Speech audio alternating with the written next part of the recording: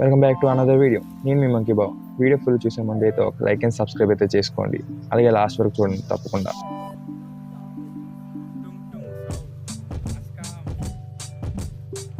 So present మేమైతే ఇక్కడ 7-Eleven అని చెప్పి ఒక సూపర్ మార్కెట్ అయితే ఉంది, అక్కడికైతే వచ్చేసాం. ఇది పుకెట్లో ఉందన్నమాట. ఇక్కడ అన్ని సూపర్ మార్కెట్స్ కన్నా ఇక్కడ 7-Eleven అని చెప్పి సూపర్ మార్కెట్ ఉంది కదా, సో ఇదైతే చాలా రీజనబుల్ ప్రైస్ ఉంటాయని చెప్పి అంటే ఇక్కడికి అయితే వచ్చాం.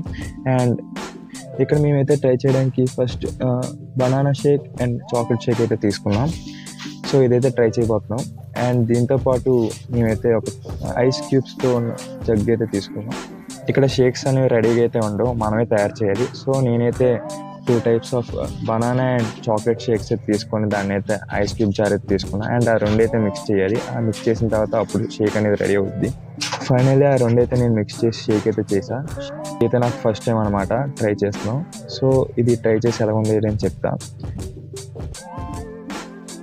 ఎవరైతే వీడియోని సబ్స్క్రైబ్ చేసుకోలేదో వాళ్ళు సబ్స్క్రైబ్ అయితే చేసుకోండి. సో ఫైనల్గా షేక్ అయితే రెడీ అయిపోయింది. షేక్ చేసుకున్న తర్వాత ఇదైతే నాకు ఫస్ట్ టైం టేస్ట్. సో దీన్ని ఫ్లేవర్ అయితే చూసా.